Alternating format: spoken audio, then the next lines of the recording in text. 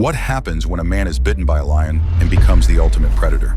The movie begins with tension in the icy wilderness of Russia. A truck filled with prisoners makes its way toward a maximum security prison. Among them sits a man who seems far too calm, far too aware of his surroundings, Sergei Kravenov. When the guards pause at a gas station, they allow the prisoners a brief taste of freedom to stretch their legs. But when the count is taken, one man is missing. They find Sergei at the back of the station, staring into the dark forest. The guards laugh, warning him that even if he tried to escape, the wolves here would tear him apart. Sergei only smirks. There's something unsettling about him, something that doesn't quite fit the image of a helpless prisoner. When the truck finally reaches the prison, Sergei is placed in a cell with a hardened inmate named Mofo. Mofo makes it clear he doesn't want a cellmate, but Sergei, calm and confident, replies, "Don't worry, I'll be gone in 3 days." A strange promise, one that Mofo cannot understand. The next day in the prison yard, Sergei trains alone, lifting heavy barbells. But soon, two thugs claim the bench is reserved. When Sergei refuses to move, they attempt to crush him under the weight. With a flash of ferocity, Sergei overpowers them, moving like no ordinary man. Word spreads quickly. Soon he is summoned to meet Sion, a powerful crime boss within the prison walls. Sion studies him closely. "Are you the one they call the Hunter?" Sergei doesn't deny it. Instead, he smiles coldly and replies that he is indeed Kraven, and that Sion will never tell anyone. Before Sion can react, Sergei unleashes chaos, killing the crime lord and his men in an explosion of brutal efficiency. Guards swarm, but Sergei is unstoppable. His speed, his strength, his feral instincts far beyond human. Scaling walls, leaping impossible distances, he breaks free from the prison. Outside, a plane awaits. As he boards, his pilot asks, "How did the mission go?" Sergei answers with icy calm, "As always, successful." On board, he gazes at a tarot card in his hand. Its image pulls him back into his past, to the very moment his fate was sealed. 16 years earlier, Sergei and his half-brother Dmitry were pulled from school to meet their father, Nikolai Kravenov, a ruthless man with little love to give. He coldly informs them that Sergei's mother has taken her own life. Sergei blames his father for sending her away. Nikolai dismisses her as weak and unworthy of honor. Instead of taking his sons to mourn, he drags them on a hunting expedition. His target? A legendary lion known only as Tsar. To Nikolai, hunting Tsar is not just sport, it is the path to becoming a legend. Far away in Tanzania, another story unfolds. A young girl named Calypso plays with her grandmother's tarot cards. The grandmother warns her of danger, giving her a sacred potion said to heal in ways beyond imagination. Calypso doesn't yet understand,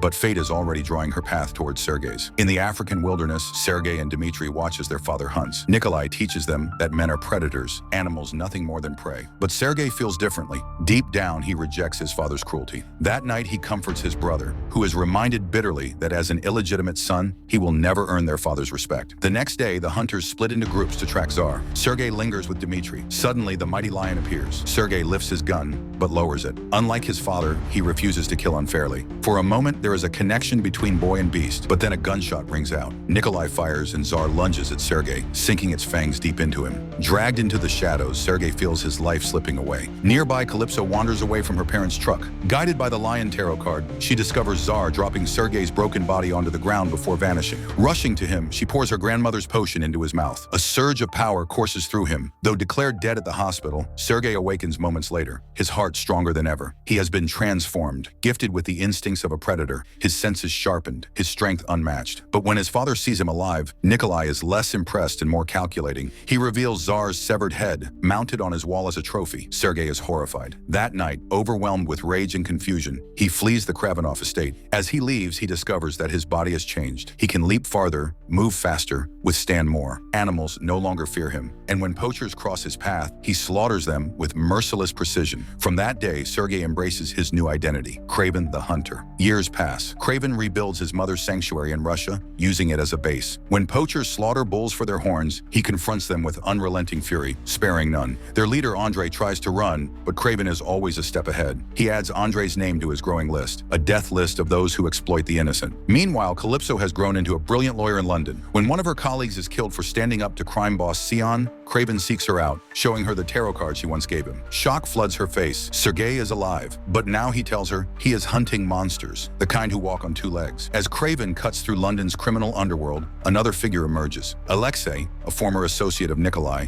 now twisted into something monstrous. They call him the Rhino. With the help of a sinister biochemist, Alexei has gained the power to transform into a hulking beast covered in indestructible skin. Ruthless and power-hungry, he begins to build an empire, and Nikolai himself plots alliances in the shadows. But betrayal lurks everywhere. Dmitry, Sergei's brother, now runs a nightclub. Though gifted with mimicry, the ability to copy voices, he remains fragile, desperate for their father's respect. When Dmitry is kidnapped by Alexei's men, Kraven is forced into a deadly trap, his every move watched by a hypnotic assassin known only as the Foreigner. Kraven storms through enemies with feral might, but the Foreigner strikes him with a poison that unleashes horrifying hallucinations. On the ground, crippled by visions, Kraven faces certain death until Calypso arrives. With the last of her family's potion, she revives him once more. Together, they prepare for war. But let me ask you something. If you had been given a second chance at life through a power you never asked for, would you use it for vengeance or for justice? Tell me in the comments, because Kraven's answer is about to unleash chaos. The final battle comes to Russia. Alexei, in full Rhino form, charges with unstoppable force. The ground trembles, bulls stampede,